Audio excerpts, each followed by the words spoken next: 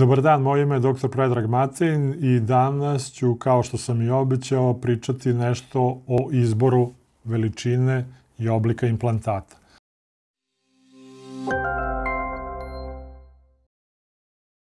Ako ste odlučile za povećanje grudi, tada dolazi na red izbor veličine i oblika implantata. Reći ću odmah na početku da postoje dva osnovna oblika. Jedan je poluloptasti ili okrugli oblik i drugi je anatomski ili oblik kruške ili polukruške.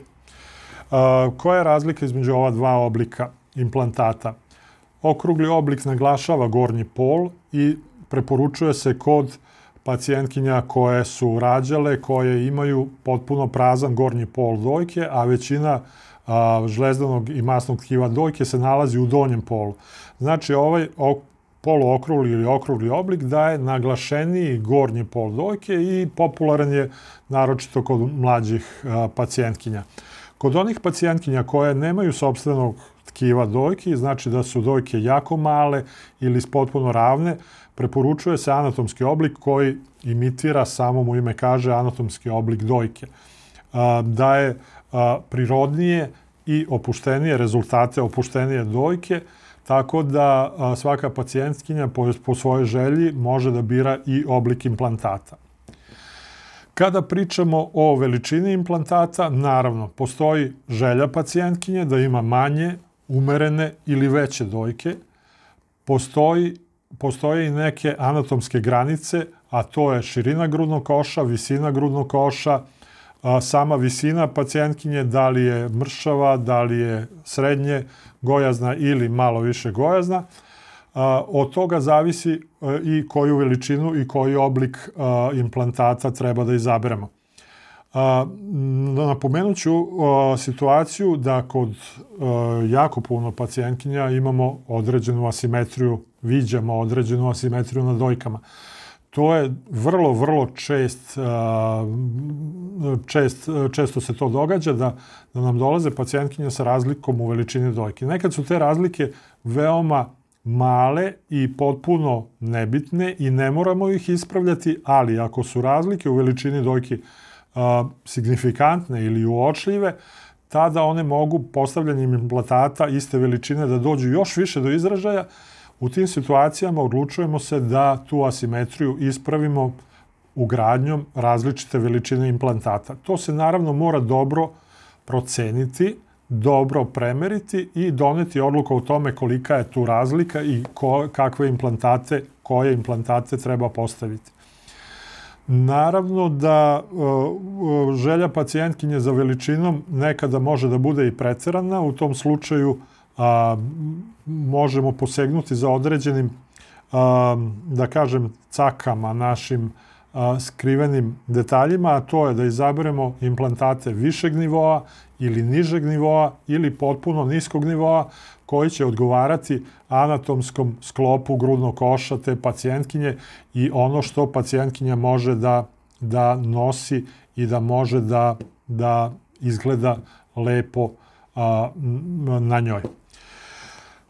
Kada se dogovorimo za izbor veličine možemo raditi i gledanjem fotografija nekih ranijih pacijentkinja i kako je koja veličina izgledala na kojoj pacijentkinji. Drugi metod kojim radimo odabir veličine implantata jeste da se na pregledu obuče grudnjak, steznik, koji se inače koristi i za postoperativni period, i da se u taj grudnjak i steznik ubacuju implantati različite veličine i da pacijentkinja odmah u ogledalu može da sagleda da li je zadovoljna, da li su implantati suviše mali, pa onda idemo na veće, ili su veliki, pa se vraćamo nazad.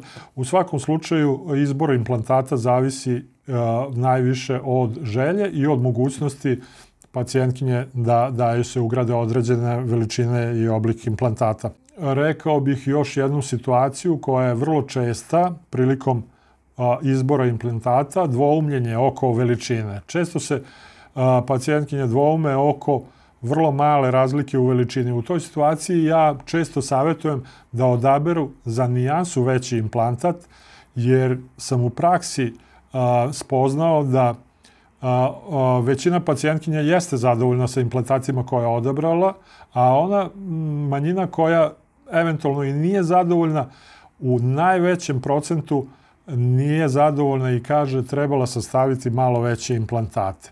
Naime, kod sagledavanja i merenja vrlo često pacijentkinje se uplaše da ne budu suviše veliki implantati i tada ih ja, da kažem tako, bodrim da budu slobodnije i da ugrade za nijansu veće implantate i da će to kasnije biti mnogo, mnogo bolje i da će one biti mnogo, mnogo zadovoljnije.